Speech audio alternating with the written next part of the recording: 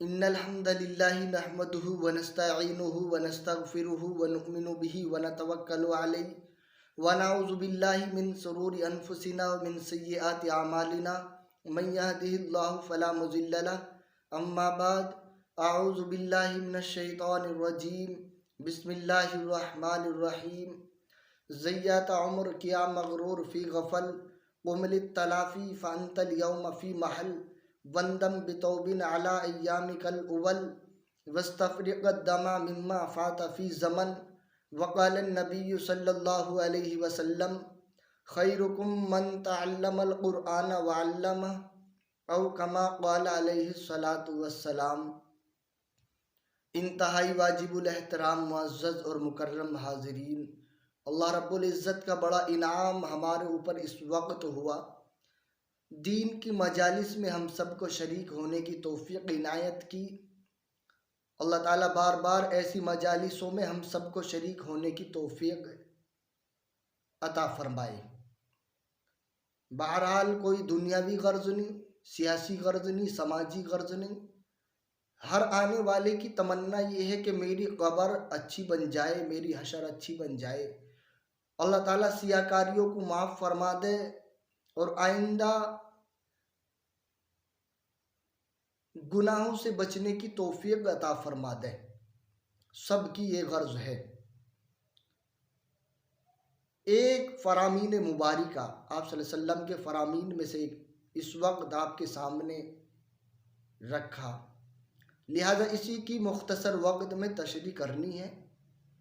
अल्लाह ताला जो बात कहूँ हक़ और हम सबको हक़ पे अमल करने की तौफ़ीक़ मरहमत फ़रमाए। आप सल्लल्लाहु अलैहि वसल्लम का पाक और मुक़द्दस फ़रमान है कि तुम में सबसे बेहतरीन शख्स वो है जो कुरान मजीद को पढ़े और कुरान मजीद को पढ़ाए, यानी सीखे और सिखाए। वो सबसे आला अफजल अकमल है। मेरे भाइयों, बड़ा मुकाम है इसके पढ़ने वाले का। लेकिन आज देखा ये जा रहा है कि इससे अक्सर इंसान की दूरी है, दूरी इख्तियार करता जा रहा है। और यहाँ तक कि अब तो देखा गया है कि वो नौजवान मुसलमान जिसकी ज़ुबां पे रात में अगर वो सोता, सोने के लिए चारपाई की सफरुत जैसे ही होता, होना तो ये चाहिए था कि इसकी ज़ुबां पे अल्लाह का मुक़द्दस कलाम, उसके कुरान की तिलावत करके सोता। लेकिन मेरे भाइयों, कुरान नहीं, या तो कोई लफंगों का नाच, बदकाराओं के गीत को देख करके, उसको सुन करके अपने आप को चारपाई की सफरुत करता है। यही नहीं, सुबह जैसे ही बेदार हो, ये बेदार होता, होना तो ये चाहिए था कि इसकी नज़रें अल्लाह के मुक़द्दस कुरान पर पड़ती, उसके कलाम पर पड़ती। लेकिन या तो कोई दुनियावी रिसाला या कोई अखबार, यहाँ तक कि लफंगों का नाच, बदकाराओं के गीत को सुन करके अपनी सुबह का ये आगाज़, अपनी सुबह की शुरुआत करता है। मेरे भाइयों, बड़े अफसोस की बात है। कुरान करीम की बड़ी फजीलत है।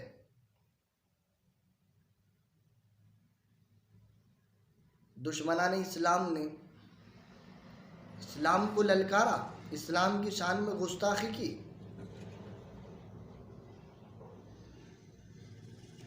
हज़रत खालिद बिन वलीद रज़ियल्लाहु ताला अन्हु उस वक्त के इस्लामी लश्कर के जर्नैल हैं, कमांडर हैं।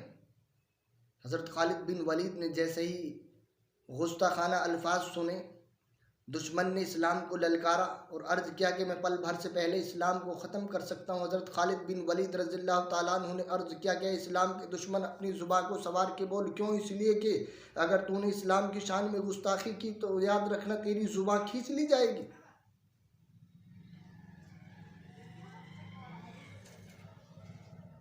यहाँ तक कि जंग के हालात बन जाते हैं, जंग के हालात पैदा हो जाते हैं।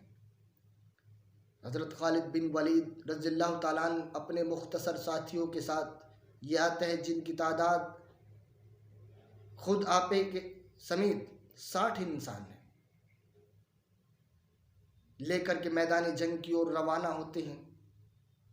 इधर दुश्मनान इस्लाम का जो लश्कर है उसमें शरीक होने वालों की तादाद 60,000 है।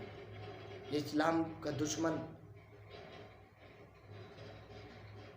देखते हैं इन मुख्तसर इस्लाम के मानने वालों को, अर्ज करते हैं कि अरे मुसलमानों, अपनी जानों पे जुल्म करने के लिए क्यों आ गए? अपनी बीवी को बेवा, अपने बच्चों को यतीम कराने के लिए क्यों आ गए? जाओ, चले जाओ, हमने तुम्हें माफ़ कर दिया। अपनी जानों पे तरस खाओ। हज़रत खालिद बिन वलीद रज़ियल्लाहु ताला अन्हु ने अर्ज़ किया कि ए इस्लाम के दुश्मन, तुझ में इतनी ताकत ही नहीं कि तू इस्लाम के शेरों का मुकाबला करे। अगर ताकत है तो आगे बढ़। यहाँ तक कि जंग शुरू हो जाती है। ये इस्लाम के शेर रावी कहता है कि हमने इनको दुश्मन के लश्कर के अंदर घुसते हुए तो देखा, लेकिन तलवारों की खचाखच और पचापच के सिवा कुछ नज़र न आता था। दरअसल बात यह है, किस्सा अल मुख्तसर, कि मुसलमानों ने ये जंग जीत ली। हज़रत खालिद बिन वलीद रज़ियल्लाहु ताला अन्हु से अर्ज़ किया, मालूम किया गया कि आखिरकार वो क्या चीज़ थी जिसकी बरकत, जिसकी वजह से कामयाबी ने तुम्हारे कदम चूमे। खालिद बिन वलीद रज़ियल्लाहु ताला अन्हु अर्ज़ करते हैं कि हम कुरान करीम पढ़ते थे, आगे बढ़ते थे। हम कुरान पढ़ते थे, कुफ्र झुकता था। हम कुरान पढ़ते थे, कुफ्र मिटता था। हाँ, वो कुरान ही था जिसकी बरकत से कामयाबी हमारे कदम चूमती चली जाया करती थी। लेकिन आज हमने कुरान जैसी मुकद्दस किताब से दूरी इख्तियार की, इसलिए रुसवाई और नाकामी ही नाकामी हमारी नज़र आती है। इसलिए हमें अगर कामयाब होना है तो कुरान करीम जैसी मुकद्दस किताब को पढ़ना और इसको मजबूती के साथ पकड़ना है।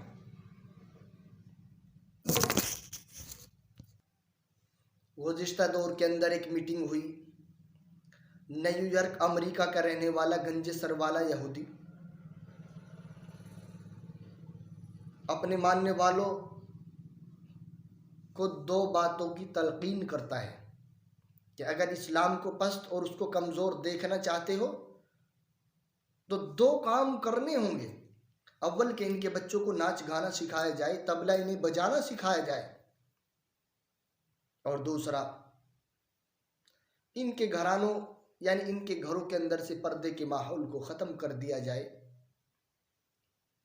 और मेरे भाइयों, मैं आपसे बताऊं, वो दुश्मन की चाल का असर आज जाहिर है। हमारी वो नौजवान बच्चियां जिनकी ओढ़नी, जिनका दुपट्टा उनके सरों के ऊपर होना चाहिए था, सर के ऊपर नहीं मिलता, अपने दुपट्टे को अपने सर से उतार कर अपने गले के अंदर घेर कर सरेआम बाजार के अंदर घूम रही है। ये बहुत बड़ी अफसोस की बात है और ये दुश्मन की चाल का असर जाहिर है। कुरान करीम से हमने दूरी इख्तियार की, इससे हमें क्या मिला? ये रुसवाई, ये परेशानी, ये जलालत मिली। तो बहरहाल अगर भाइयों अपने आप को कामयाब करना है और कामयाब करना चाहते हो तो कुरान करीम से इश्क और कुरान करीम को हमें पढ़ना है, कुरान करीम के बताए हुए रास्ते पे अमल करना है, इसके रास्ते यानी इसके बताए हुए तरीक़े के मुताबिक अपनी ज़िंदगी को बशर करना है। इसी में यकीनन हमारी कामयाबी है। आज वो वालिदैन जिसका बच्चा जज, प्रोफेसर, इंजीनियर, वकील, डॉक्टर बन जाए, अपने आप को हकीकी कामयाब समझता है। मेरे भाइयों, मैं आप हजरात से बताऊं, अगर हमारा बच्चा हम में से किसी का डॉक्टर बन जाए तो उसकी डॉक्टरी उसकी मौत पे ख़त्म। ये कोई हमें फ़ख्र करने की बात नहीं। अगर जज बन जाए, याद रखना, उसकी हुक्मरानी, उसकी मौत आई, मौत पर ख़त्म। और ओहदे, डिग्रियाँ तो देखा जाता है कि पहले ही मौत से ख़त्म हो जाते हैं। लेकिन ज़्यादा से ज़्यादा कब तक? जब तक उसकी वो हयात है, जब तक रह सकती है। उसकी ज़िंदगी यानी उसकी मौत पे वो ख़त्म हो जाएंगी। और ये कुरान करीम के पढ़ने वाले के मुकाम को मैं आप हज़रात से बताऊं, कल क़यामत का रोज़ बर्पा होगा, नफ्सी नफ्सी का आलम होगा, किसी का कोई पुरसान हाल ना होगा, यार का यार कोई ना, रिश्तेदार का रिश्तेदार कोई ना होगा, अमीरों के बदन नंगे होंगे। आँख से खून के आंसू जारी होंगे, अर्श आज़म के सिवा कोई साया ना होगा।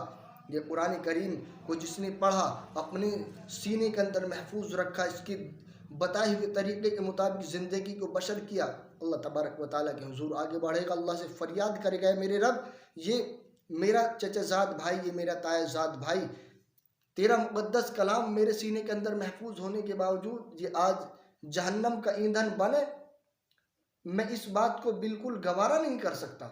चुनांचे उस वक्त की उसकी ये सिफारिश मंजूर की जाएगी और इसकी बरकत से एक दो नहीं 10 ऐसे अफराद जहन्नम जिन पे वाजिब हो चुकी होगी, जहन्नम से बचा करके जन्नत के आला मुकाम पर उनको पहुंचा दिया जाएगा। इसके वालिदैन के ताल्लुक से आता है कि क़यामत का रोज़ बर्पा होगा, हर इंसान अपने किए हुए में गिरफ्तार होगा, किए हुए के मुताबिक। यहाँ तक कि ये जो हम आसमां पे सूरज देखते हैं ना, इससे ज़ायद रोशन और चमकदार ताज इसके वालिदैन को अता किया जाएगा। लोग पूछेंगे, इलाही ये कौन लोग हैं? निदा आएगी कि ये वे हैं जिन्होंने अपने बच्चों को कुरान करीम की तालीम दी।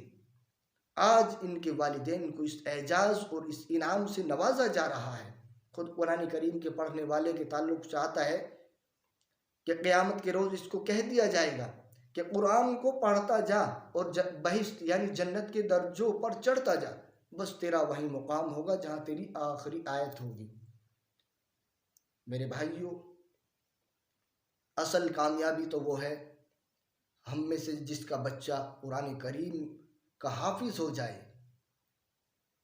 सब दिल के अंदर अज़्म इरादा कर ले कि अपने अपने बच्चों को कुरान की तालीम देंगे। प्रोफेसर, डॉक्टर, इंजीनियर बनाए, अच्छी बात है, लेकिन इसके साथ साथ ज़रूरत है हमको कि अपने बच्चों को कुरान करीम की तालीम भी दें, क्योंकि खुदा की कसम, जब बाप अपने कब्र के अंदर चला जाता है और अगर इसने अपने बच्चे को कुरान नहीं सिखाया या इसके बच्चे ने कुरान नहीं सीखा तो उसे क्या हराम और हलाल का पता। वो तो यूं ही अपनी दुनिया को हासिल करने में